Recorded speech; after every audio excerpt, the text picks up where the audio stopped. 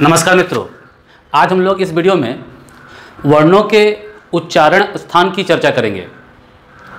इससे पहले के वीडियो में मैंने सभी वर्णों के उच्चारण स्थान के बारे में बताया है, उसका डिस्क्रिप्शन में लिंक दे दिया जाएगा। लेकिन यहाँ हम विशेष 5 वर्णों के उच्चारण स्थान के बारे में जानेंगे। वो 5 वर्ण क्या हैं?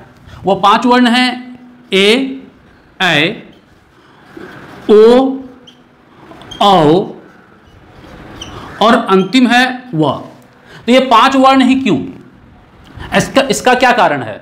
इसका कारण है कि बाकी वर्णों का उच्चारण स्थान एक ही होता है, यानी प्रत्येक वर्ण के लिए एक एक उच्चारण स्थान होता है।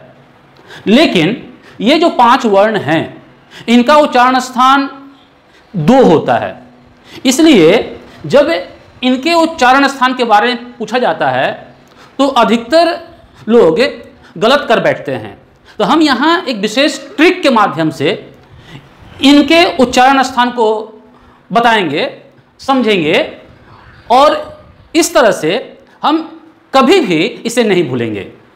तो मित्रों, हम लोग जानते हैं कि वर्णों में 25 स्पर्श व्यंजन हैं, ठीक? और उन 25 स्पर्श व्यंजन को 5 वर्गों में बांटा गया है।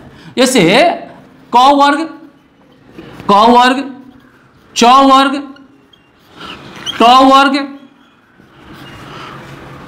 त वर्ग और प वर्ग, प वर्ग। ये 5 वर्ग हैं।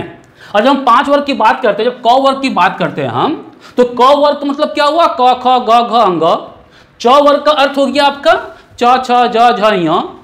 ट वर्ग का हो गया आपका ट, ठ, ड, ढ, ड़। त वर्ग का हो गया त, थ, द, ध, न। और प वर्ग का हो गया प, फ, ब, भ, म। ठीक, ये 5 वर्ग हैं और इसमें इसके अंतर्गत 25 व्यंजन वर्ण हैं। तो इनका अपना क्रम है। जैसे क्रम आपका क वर्ग जो है वह 1, 2, 3, 4, 5। हम लोग जानते हैं कि कभी भी हम लिखते वक्त इसको ऊपर नीचे नहीं करते हैं। ऊपर नीचे नहीं कर मतलब प के बाद प नहीं लिखते हैं, प के बाद जो है ट नहीं लिखते हैं, ऐसा नहीं। इनका क्रम जो है बंधा हुआ है और इस क्रम के आधार पर लिखते हैं। तो इनका क्रम क्या है? 1, 2, 3, 4, 5। ठीक, और इनका उच्चारण स्थान क्या है? जैसे क वर्ग का उच्चारण स्थान क्या है? वह कंठ है। ध्यान दीजिएगा मित्रों, यहीं पर देखिए, जैसे मैंने कहा था कि इन 5 को छोड़कर बाकी जो वर्ण हैं उनका उच्चारण स्थान एक ही होता है। जैसे क, ख, ग, घ, अंग का जो है वह कंठ है। ठीक, फिर च, छ, ज, झ, ञ का जो है वह तालु है, तालु है। फिर ट, ठ, ड, ढ क्या है? मूर्धा है, मूर्धा है। ठीक, त, थ, द, ध का नाम आपका उच्चारण स्थान क्या है? दंत है। और प, फ, ब, ह, म का ओष्ठ है, ओष्ठ है। ये 5 है।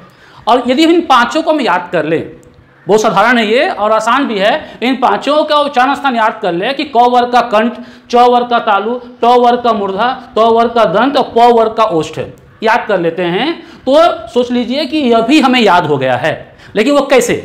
जैसे कि मैंने बताया कि एक क्रम है 1, 2, 3, 4, 5। ठीक, मैंने इसे याद रखने के लिए इसे भी नंबर में बांट दिया है। जैसे ए और ऐ का यदि उच्चारण स्थान कहा जाए तो क्या कहेंगे? 12, 12।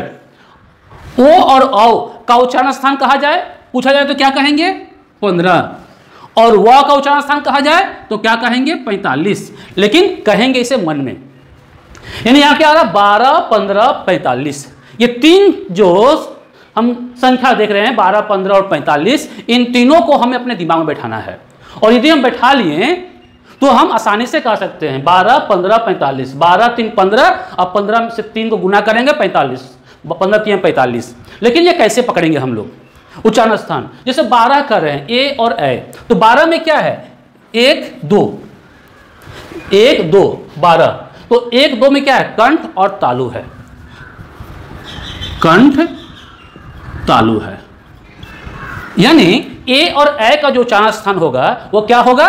कंठ और तालु होगा। 12 इसलिए कहा गया है 12, 1 और 2 मिलने से।